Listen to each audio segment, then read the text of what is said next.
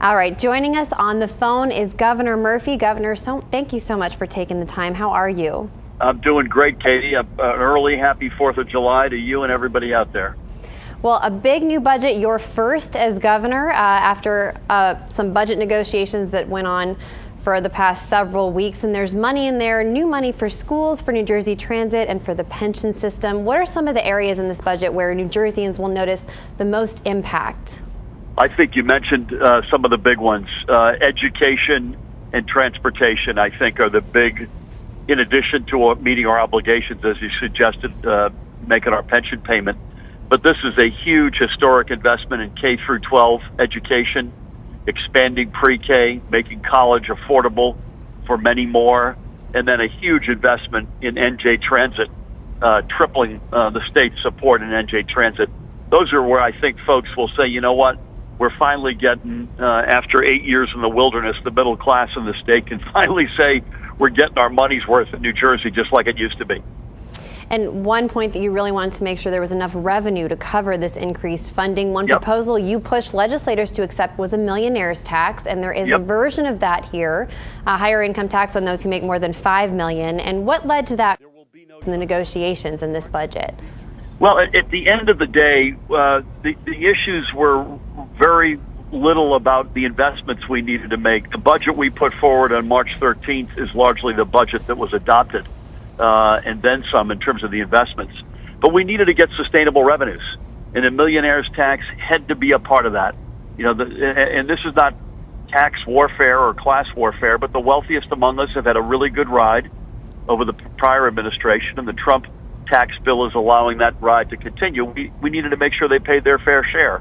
The corporations paid their fair share, and that we had something in the sales tax arena that made sense. It turns out it was different than we had anticipated, because we'll now, thanks to the Supreme Court, be able to tax internet sales.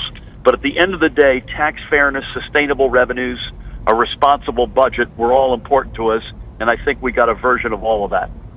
And of course, at the end of the day, there always has to be an agreement with legislators, and that can take a lot of back and forth. There have been some op-eds and analysis pieces suggesting that you gave more than you got in this budget in terms of negotiations with the Senate president.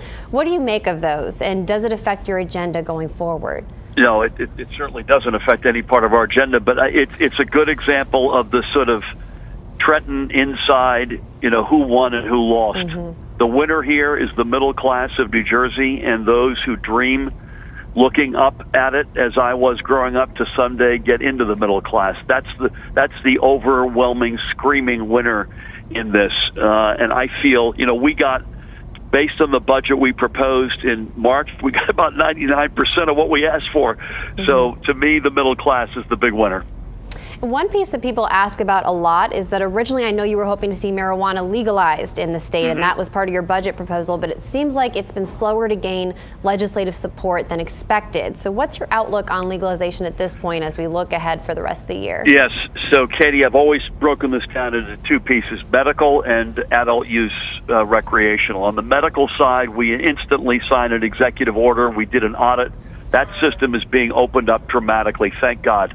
That's a life or death, or at least a quality of life matter for many in this state. It had been needlessly gummed up, so many more folks are now participating. It's less stigmatized for physicians. More ailments have been added as eligible. We still need some legislative help to further open it up, but that's well on its way. On the adult use side, I'm confident that will still happen. As I've said right from the beginning, we wanted it, but we needed to not just do it, but do it right.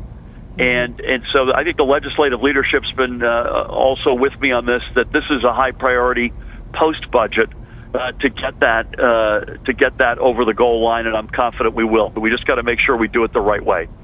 All right, and of course, in the meantime, 4th of July celebrations are getting underway tonight. Do you have any immediate plans, or what are your immediate plans for the holiday? Listen, I'm headed to be with my family just because we've been different parts of the world. This will be one of the few times we've been together, all six of us, in literally months. So we're going to catch some World Cup soccer. We're going to be down on the shore both today, tonight, and tomorrow. There's lots going on. I was looking at all the events, whether it's in the Ocean Fest in Long Branch, where we'll be tomorrow night, reading of the Declaration of Independence in Freehold or in Morristown, or the Wildwood celebrations, or Camden's Freedom Festival.